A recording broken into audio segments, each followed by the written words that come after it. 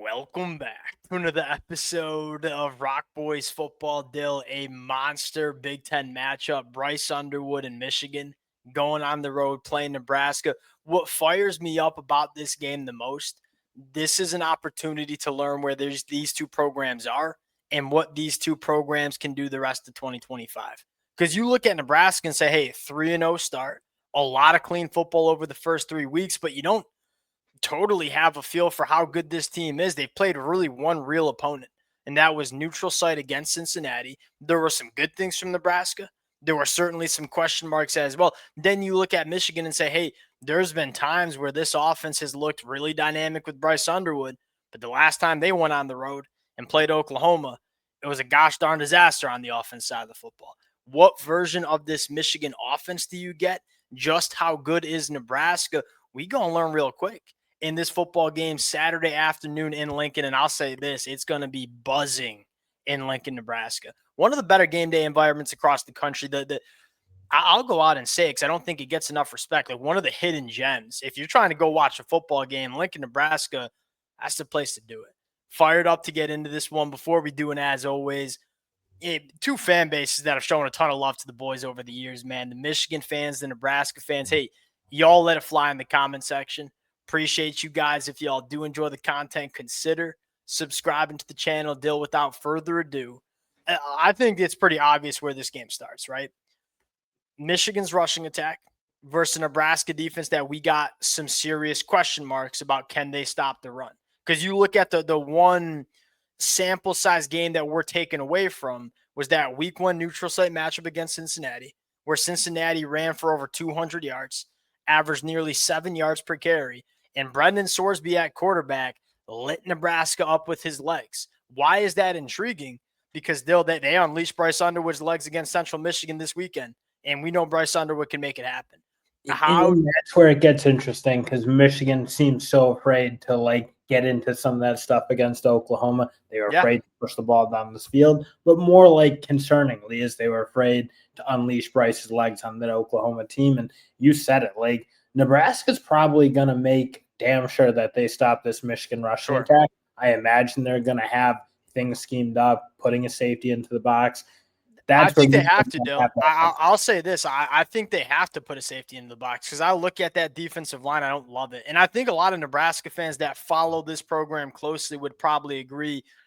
You lost Ty Robinson. You lost Nash. You were hoping some young defensive linemen take that step. And I ain't going to get up here and say it's a miserable defensive line, but it ain't the defensive line we've been used to seeing from Nebraska over the last couple of years. So I look at it and say, with Bryce Underwood and what he showed with his legs this weekend against Central Michigan, with how good Justice Haynes has looked at the running back spot, I think Nebraska needs to put that safety into the box if they want to stop Michigan. But they also need to be really aggressive. They need their linebackers firing. They need backside defenders coming hard because they just don't have the meat in the middle to deal with a real heavy power scheme that I think Michigan can kind of run. And that is why I think Bryce Underwood's legs are so important because that does take a little bit of the sting out of the aggression with which Nebraska can play. And it was clearly really effective for that Cincinnati team in that football game with Sorsby. And Dill, it's clearly really effective for this Michigan offense too. As talented as Bryce Underwood is as a thrower of the football, he's a phenomenal athlete. And here's what I'll say.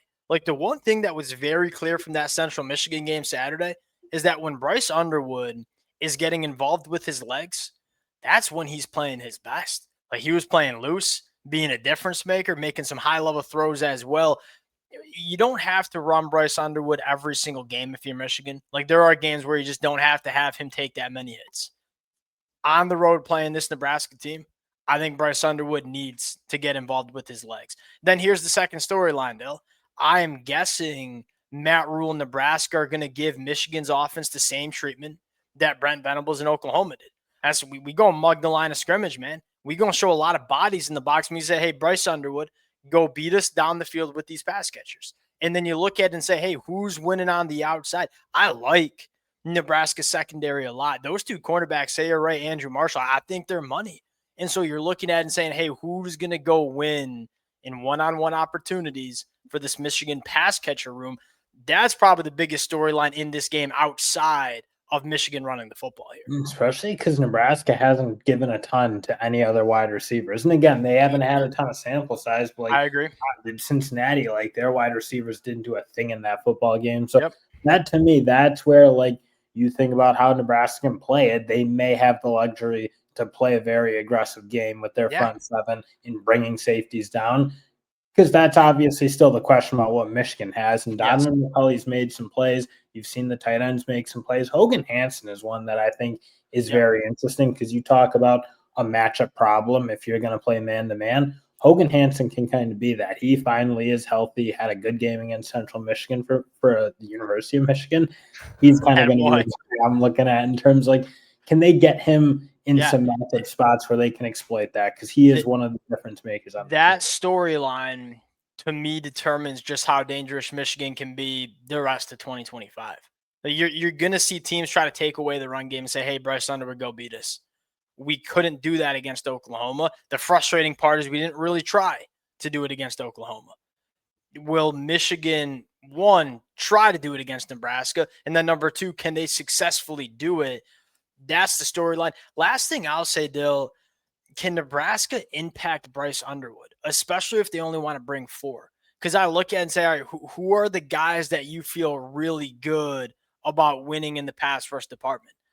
We're still trying to figure that out for Nebraska as well. Now, flipping the sides, this is where it gets interesting because, this is where you're trying to figure out, hey, just how good is this Nebraska offense going to be in 2025?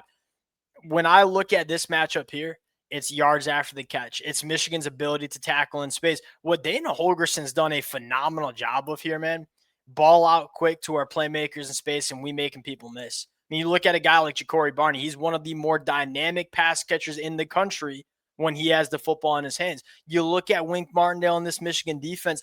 They've given some stuff up in the quick game. Can Michigan rally to the football, go and tackle in space? Because you look at Dylan Raiola's throw chart and say only 7% of his throws have traveled 20-plus yards down the field. His average depth to target is only 6.8 yards down the field. There's been a strong emphasis on ball out quick to our playmakers in space. Hey, that's what they're going to do in this game. Can Michigan come up and tackle is the storyline that I'm looking for in this one. In credit to Dylan, because you do feel like he is processing so much quicker with Dana Holgorsen, the ball's out quickly. Yeah. But also, that's the thing, because I know Michigan will give stuff up underneath, but the windows do close pretty quick. And John Mateer, the way he was in sync with his wide receivers and the way he kind of was getting through his reads, he was a problem. The ball was out quick. His guys had a fair amount of space. When he had a shot to take it deep, he was able to hit those, and that's probably something you still want to see from Dylan. Is he going to take advantage of those shots that he has when he has them more often than not? But I think his progression in terms how quickly he's playing is going to be huge for Nebraska because that is how you attack this wing scheme. The other storyline here is, can Michigan generate pressure with their front 4, which was, to me as a Michigan fan, one of the more frustrating parts about that Oklahoma game. Is you were looking at coming in that game and say, hey, Michigan's front 4, you're hoping they can win against that Oklahoma offensive line. And I don't think they totally did. You saw Michigan have to rely on a lot of blitz packages in the second half to manufacture pressure on John Mateer.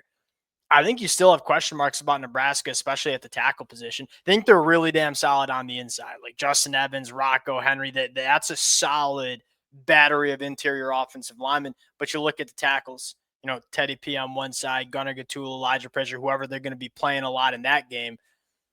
Can you win with your front 4, or do you have to blitz and try to manufacture pressure? That's another storyline that I'll be monitoring in this one. And that's and we just talked about it, Jay Sean Barham. Where do they use huge him? Storyline. He was such a problem, especially with anything that was working off of play action, and that is part of this Nebraska offense.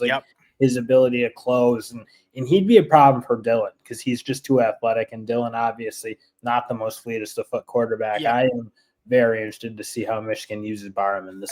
That's another good point. That was the biggest step that I wanted to see Dylan take from his freshman to sophomore year is, hey, when things aren't perfect, do you have that ability to create, get outside the pocket, extend plays a little bit? Thought you saw some good things from Dylan week 1 against Cincinnati. Hasn't really had to do it a ton the last 2 games because, Nebraska was blocking him up pretty good. you feel like in this game, that storyline of Dillon extending plays, getting himself out of trouble is going to be important. Because you kind of figure, hey, Michigan's going to get some pressure on the quarterback. And the thing with John Mateer, going back to that Oklahoma game, John Mateer could extend. It was hard to bring down, got outside the pocket. Can Dillon provide that for that Nebraska offense? That's another storyline as well. And here's the other thing. How well does Nebraska run the football is something I'm looking at, because you don't want to live in these 3rd and long situations. You don't want to live in these 3rd and long situations against that Wink Martindale defense. All right, Dell. Let's get into the pick here. Michigan on the road, no Sharon Moore, Biff Poggi on the sideline in Lincoln, Nebraska. 3-point favorites for Michigan. Who are you taking here? Yeah, I'll take my Wolverines here. And that could be a bit of a homer pick. I am fully aware that Nebraska fans may think that, but I do think there might be a bit of a distinct advantage in the lines of scrimmage. I just think Michigan's better there right now.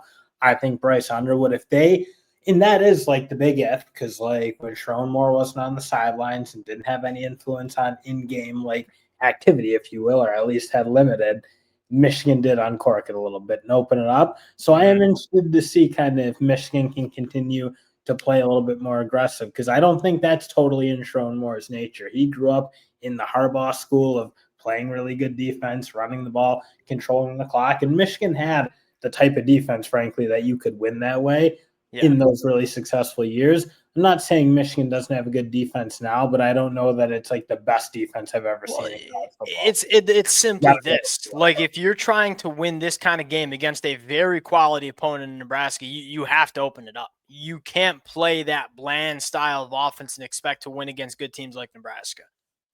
I'm going to go with Michigan 2 and Dale. I'll say this. I actually feel decent about it if I'm a Michigan fan, because I look at it and say, can Nebraska stop what Michigan wants to do on the ground, especially if Bryce Underwood's getting active with his legs? And I think the answer to that right now is probably no.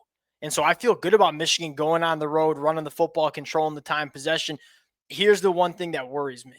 If Nebraska really does sell out like Oklahoma did to stop the run, can we separate on what I think is a very good Nebraska secondary, or a very solid Nebraska secondary? That's the storyline. And look, if you're a Michigan fan, that you need to. You need to win those kind of matchups if you want to go out and win 9, 10, 11 football games, right? And so we're going to find out Saturday afternoon. Give me Michigan to cover the 3. Going to be a really fun game. Going to learn a lot about these programs Saturday afternoon. Appreciate you guys. If y'all do enjoy the content, consider subscribing to the channel. Let it fly in the comments section. We're going to talk to y'all later. Peace.